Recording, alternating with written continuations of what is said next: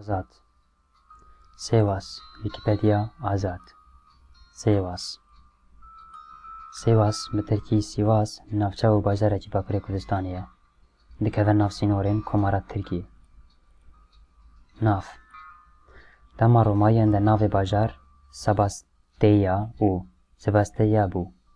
Dema Ereban de nav bûye Bajarê Danişmend Dema Osmaniyan de Navê Eyaleta Rom bûye Eyaleta Sivas nav wek Sîwas û Sêwas hatiye guhertin.Dîrok.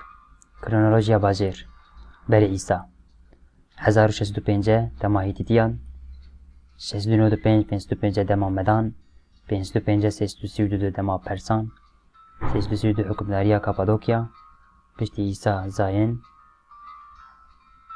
17 695 Dema Romayiyan 695 Dema Bizansiyan 652 Dema Selçukiyan 408 Dema Osmaniyan Erdnîgarî. Ciyê coxrafî û hudûdên bajêr. Bajar di nav parelelên 38 derece û 22 xulek û 40 derece û 16 xulek bakûr û merîdyenên 35 derece û 5 xulek û 38 derece û 14 xulek rojhilat dene. Hudûdên bajêr li bakûr bi Giresun, Ordu, Tokatê ve, li Rojava bi Yozgat û Qeyseriyê ve, li Başûr bi Mereş û Meredyê ve û li rojhilat jî bi Ezîrganê ve tê girêdan. Perçeyeke biçûk ji herêmê Sêwasê dikeve hundirê bi hudûdên Kurdistanê. Qoşgîr, Lîvrîgî, Qenxal û İmranlî. Umraniye an Bacîran.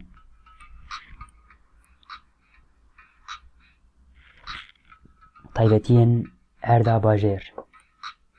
Bîvana Erda Bajêr 28488 kilometre çargoşe ye, ji vî erdî 346 ji çiyan, 362 ji deştan û 347 jî ji platoyan pêk tê. Li erdê herêma genim ceh xisên şekir, nîsk û patêz tên çandin. Av û hewa. Li herêmê îklîma reşayî heye, havînan germ zivistanan jî sar û bi berf derbas dibe. Ferqa germiya di navbera şev û rojan de nepir e. Çiyayê herêmê. Çiyayê bilindtirî herêmê kose daxe 3500 metro, çiyayên dinî herêmê jî evin. Qaraça, Keşlik, Hezan, Yıldız, Yama, Çiyayê Sor û Bey. Deşt Sozan.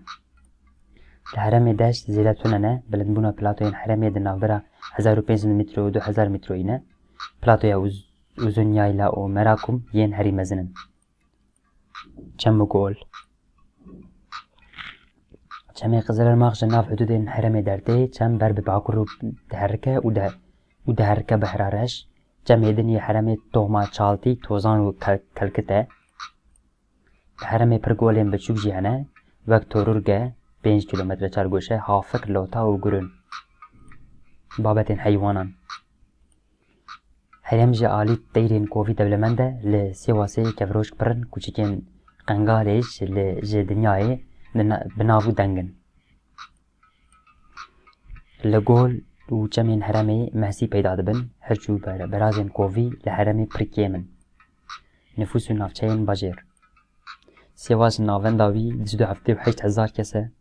Rûniştvan, ez bi der navê fermiyê dewletê pêv kiriye Akincilar, Tonûs, Dîvrîgî, Tozanî, Gemerek, Afxanîs, Girîn, Hafik, Macîran, Qenxal, Qolhisar, Bilekan, Sarqişla, Tecer, Norxan, Qoçgîr. Tevayiya nüfusa herêmê 698,000 e. Aborî. Servetên bin erdê. Erda herêmê ji alî madenan pir dewlemend e. Li herêmê hesin, komir, çîmento, cîps, ancî alçî, qurşûn, çînko, manyezît, krom, kirêç û mermer ji bin erdê dertên. Cihên turîstîk, dîrokî û gerê. Tabiata herêmê ji alî ger û seyranan de pir dewlemend e ku li zozanên herêmê biharan ji alî gel ve tên ziyaret kirin. Şelala Zizir ji ciyek ji ciyên gerêne, germavên herêmê jî ji van ciyên gerêne, mizgeft, medrese û turbên herêmê jî ji alî gel ve tên ziyaret kirin. Çand Huner Oğlu civak Müslümanên herêmê ji Elevî û Sunniyan pêk tên.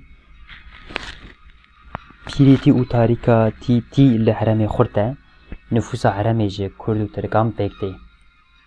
Xwarinên herêmê Madimak gihayek taybetiya herêmê ye, biharan şîn dibe, madimak hûr dibe û di rûn de yan jî şorba wî tê çêkirin, bi bilxor ji tê kelandin.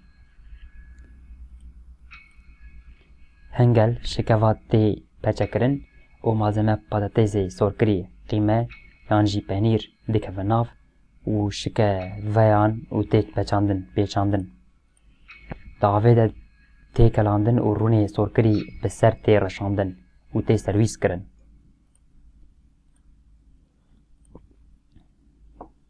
Kincên herêmê